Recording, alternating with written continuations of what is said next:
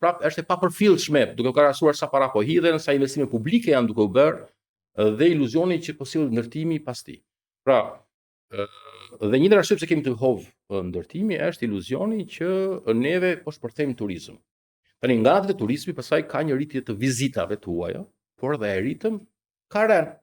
Nëse për shembull kishim rritje prej 37% nga 2022 në 2023, nga 2024 në 2025 kishim një rritje prej 3-4%. Pra dhe ritmi i rritjes ka rënë. Pra aty kemi ftofje. Ashtu sikurse ritmi i rritjes së çmimeve të banesave të shtëpive në Tiranë ka rënë, kemi ritmin e njëjtë, kërcen 10-20% çmimi në vit. Ashtu e kemi edhe tek pra në farë mënyrë tregu po i jep sinjalet e veta. Kemi dy kriza lokale që sapo përmendët, krizën e ndërtimit dhe krizën e turizmit. Kemi krizën e tretë. Kemi krizën e tretë që është kriza ndërkombëtare, apo? Kemi krizën e tretë vendase që është buxheti i shtetit, sepse largimi kaq masiv i qytetarëve nuk kompensohet me prujet huaja, paçka se ne shikojmë qytetar aziatik në vende kyçe që vinë në shërbime, ata nuk kompensojnë. Për shembull, shifra e fundit në fund 2023 rezulton që qytetarët e Republikës së Shqipërisë në Bashkimin Evropian, që kanë rezidencë, llogarismi që 50.000 në vit marrë shtetësinë, kanë rezidencë janë të 850.000, e për të njëjtin vit shtetas të huaj në Republikën e Shqipërisë ishin me rezidencë 24.000, në cilët 5.000 ishin qytetarë të Kosovës. Ka ndryshuar pak sa shifrat, por kaq aty jemi. 24.000 që vinë.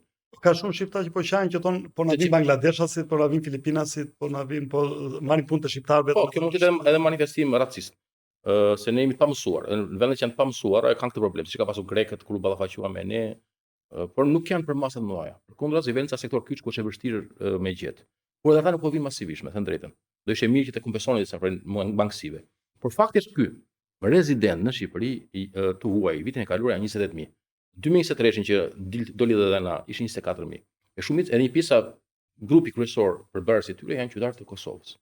Por prapë se nuk mund të kompensojnë të gjë. Dhe çfarë sill kjo gjë? Kjo sill rënien e sigurimeve shoqërore që janë burimi kryesor i të ardhurave të qeverisë, rënien në TVSH që është burimi i dytë kryesor, rënia në akciza, rënia në konsum.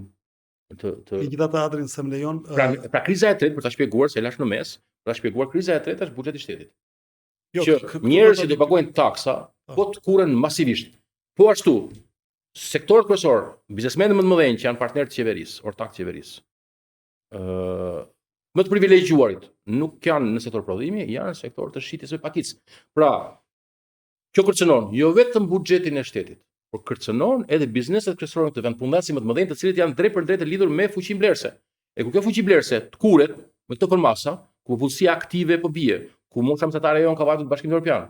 2023 mosha mesatare ishte 3.5.